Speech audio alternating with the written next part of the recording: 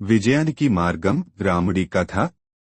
ఒక చిన్న ఊరిలో రాముడు అనే యువకుడు ఉండేవాడు. అతను చిన్నప్పటి నుండి చాలా కలలతో ఎదిగాడు.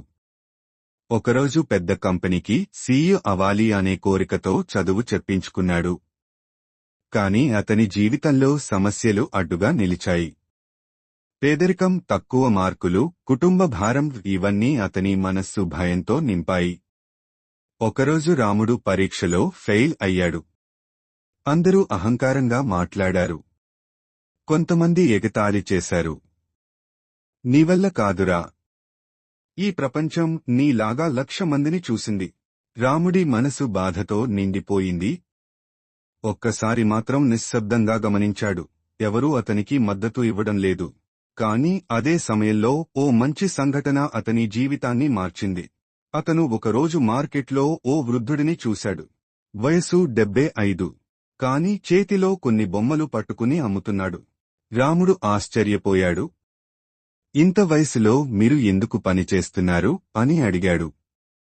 వృద్ధుడు నవ్వుతూ చెప్పాడు, జీవితంలో ఓటమి ఎప్పుడూ వయసుతో రావదు.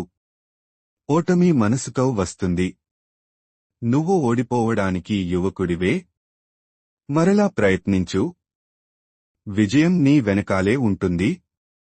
ఆ మాటలు రాముడి గుండెను తాకాయి. రెండవ రోజు నుండి రాముడు ఉదయం 4 గంటలకే లేచి చదువు మొదలుపెట్టాడు. ప్రతిరోజు అతను 10 గంటల చదువు, ప్రాక్టికల్ ట్రైనింగ్, వ్యక్తిత్వ అభివృద్ధిపై శ్రద్ధ పెట్టాడు. చాలామంది తిరిగి చూసేంతగా మారిపోయాడు. సంవత్సరాల తర్వాత రాముడు ఒక స్టార్టప్ మొదలుపెట్టి ఆ సంస్థను ఐటీ రంగంలో అగ్రస్థానానికి తీసుకెళ్లాడు. అదే ఎగతాళి చేసినవారు ఇప్పుడు అతని గర్వంగా మాట్లాడారు. మీడియా, టీవీలు అతనిని పొగిడాయి. ఒక ఇంటర్వ్యూలో అతని చివరి మాటలు, నన్ను నాలోనే నమ్మిన రోజు మొదలైంది నా నిజమైన ప్రయాణం.